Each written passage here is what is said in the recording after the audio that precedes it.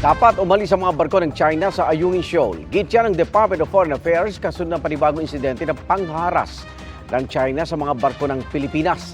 Saksi si Chino Gaston. David and Goliath na naman sa gitna ng dagat. Yan ang naranasan ng resupply ship na unay sa May 4 ng ma-water cannon ng China Coast Guard sa gitna ng rotation and resupply mission sa Ayungin Shoal pasado alas 8:30 ng umaga kanina. Ayon sa AFP, sadya umanong hinabol at tinarget ng water cannon ang unay sa May 4 na ilang beses nagtangkang umiwas. Pero maya-maya pa, hindi lang isa kundi dalawang barko na ng China ang nambobomba ng tubig. Ayon sa National Task Force for the West Philippine Sea, nagdulot ng minor collision ang anilay dangerous blocking maneuvers ng barko ng CCG. 4 na tauhan ng unay sa May 4 ang sugatan sa insidente. Nasira rin ang mga bintana ng pilot house. Butas din ang dingding na kahoy. Kaya napilitan ng unay sa May 4 na bumalik sa Palawan. Bago yan, ang BRP Sindangan naman na isa sa dalawang escort ships ng Philippine Coast Guard ang dinigitan ng CCG pasado alas 6:30 ng umaga. Sa isa pang anggulo, dinig ang pagkayod ng barko ng China sa barko ng PCG. Sa sobrang lapit, kita rin ang ilang Chinese crew na kumukuha ng video. Sa gitna ng panggigipit ng China, nagmamasid sa layong 10 nautical miles ang BRP Ramon Alcaraz at BRP Gregorio del Pilar.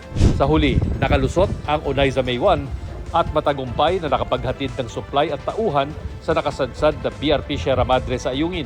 I would consider China a clear and present challenge to the Philippine Navy in the West Philippine Sea.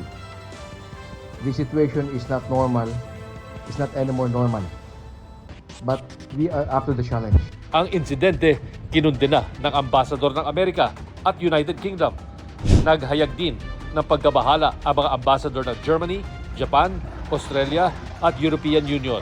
Pero ayon sa China Coast Guard, ang barko ng Pilipinas ang sadyang bumangga sa isa sa kanilang mga barko. Ang Pilipinas daw ang responsable sa insidente. Mapanlin lang din umano ang mga salita nito at nang uudyok ng gulo sa rehiyon.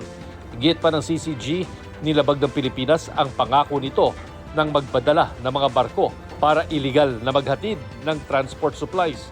Hindi po tayo ang nagpapataas ng tensyon dito. Sila ang nagpapataas ng tensyon. We do not respond to aggression and bullying from the Chinese Coast Guard. Kumbaga, we just take whatever they're doing. Babala ng security analyst na si Professor Renato de Castro, posibleng tanda ito ng mas agresibong polisiya ng China na dapat tugunan ng Pilipinas at mga kaalyado nating bansa. The purpose is really to inflict harm. Before, it's just to intimidate us.